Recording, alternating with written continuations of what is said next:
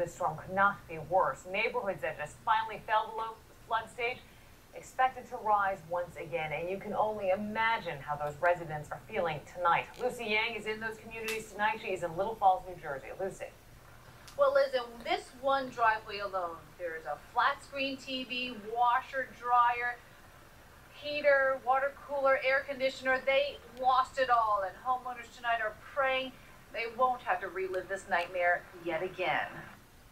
Refrigerators, washers, dryers, insulation in front of just about every home on William Street in Little Falls tonight. A mountain of waterlogged garbage. Casualties from last week's storm waiting to be hauled away. Still getting cleaned out. You're not there yet? No, not quite yet. No. Steve Droney still doesn't have heat and is dreading the thought of yet another flood.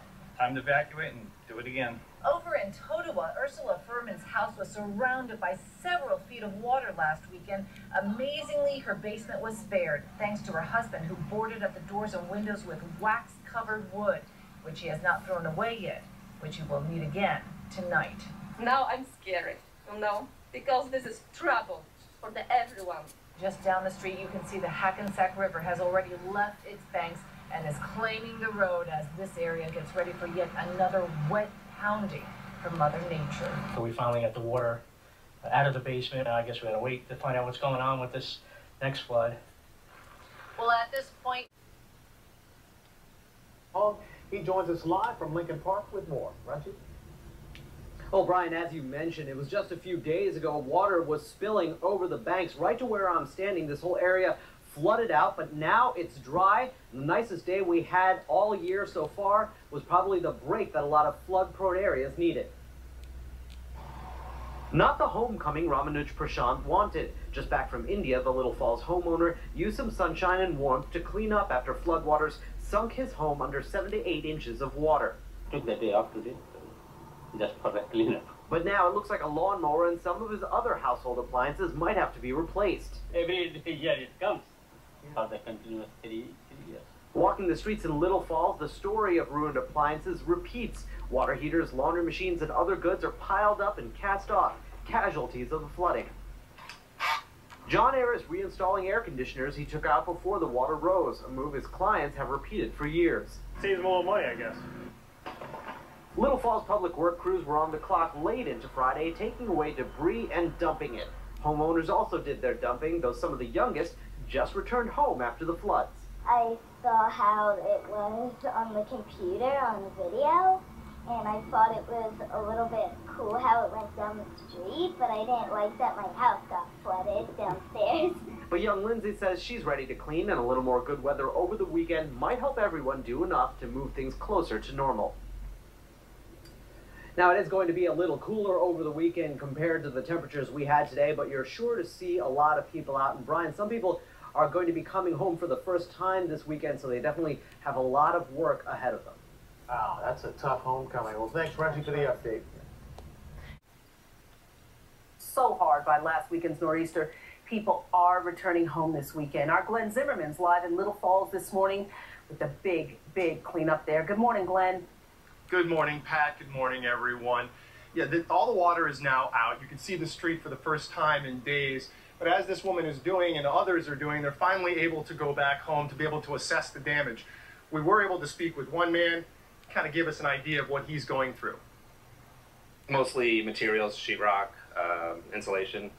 But you can see there's a TV, washer, dryer, a small refrigerator, and there is, believe it or not, a couch under there. And a couple of computers also. But you were able to get your photos, precious belongings, that sort of stuff out in time. Yes. You don't even have to get it out, it's just better bringing it up to the next level. And this will give you an idea how much water actually came in. You can see the water line very clearly on the side of the fence right there. Now match that up as the camera pans over to the house. I mean, you just are going to be constantly working for the next how long? I mean, if you do it yourself, which I did the first time, it took about 5 months.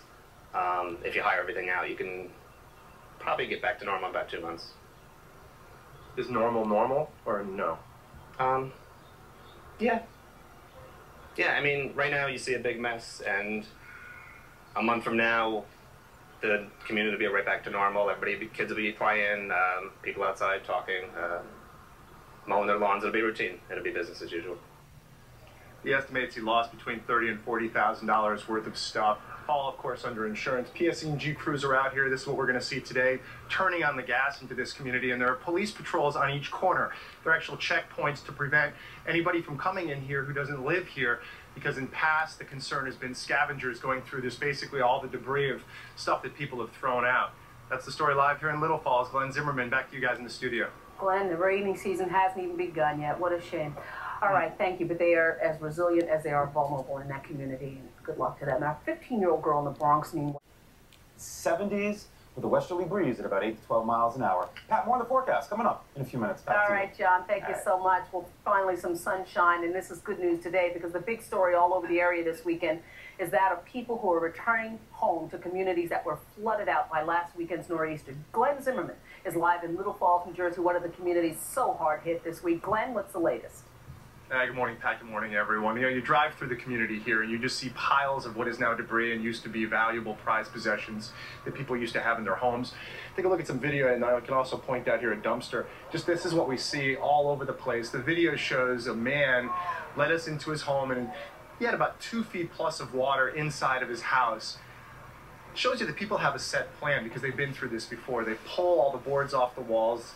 Then they vent everything out. They put down bleach to prevent mold from growing in here. He was able to get his true valuables out, but he estimates he lost thousands of dollars.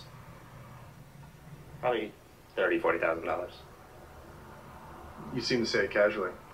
It's my third time around, so it's become routine. Oh, you're really handling this so well. I don't know if I could be so upbeat about it. What are you gonna do? Yeah, he's now going to have to wait for FEMA to come through with some federal insurance money. It's going to take months to get everything back in order. Take a look quickly here. Police are at checkpoints on different curbs to prevent scavengers from coming on in. And PSE&G crews, they're making sure that the gas, when they turn it back on, everything's safe. That's the story live here in Little Falls. I'm Glenn Zimmerman. Now back to you guys. All right, Glenn, thank you so much. Well, on Long Island this morning. But many are worried about what could happen this week. John Noel's live in Little Falls tonight, John. And Chuck, we're here just off the Passaic River. That's the river behind me. And there's a light rain falling. The Passaic River is still rising, which is why many people who live near here are still a little nervous. Despite numerous trips back and forth by Little Falls Public Works crews, on William Street there are still piles of debris from last week's flooding yet to be picked up. Right now we just tore everything down, ripped up the sheetrock and insulation, and they're all bare walls. So now we're just waiting for everything to dry out, but looks like we're gonna get more rain. And while homeowners are still cleaning up, some of them have also begun the process of replacing what the floodwaters destroyed. We're getting the people up and back into their house, replacing their hot water heaters, replacing their furnaces, air conditionings, and sanitizing all their ductwork. But there are also other homeowners living here within reach of the Passaic River who are not yet ready to get comfortable again in their homes. Yesterday's rain and the forecast of more showers to come, having them more than a little on edge. We're not fixing anything right now. You're going to wait and see what happens? Well, yeah. I'm not going to put walls back and get a new hot water heater and furnace and have to replace it in another day or two. So I guess I'm just going to wait and see what happens. If it doesn't rain again, we'll be fine. But if it rains again, the ground is so saturated with water, there's nowhere else to go. So you're going to get it back in the basement. So you spend your time, party time, looking at the sky? Yes. Most of the time, yeah. You're just hoping no more rain. Now, the forecast is calling for maybe light showers, and at this point, the word we're getting from our weather center is that the Passaic River should crest sometime tomorrow, with only minor flooding expected. Reporting live in Little Falls, John Noel, News 4 New York. And for updates on the flooding and weather forecasts anytime, go to NBCNewYork.com. A dire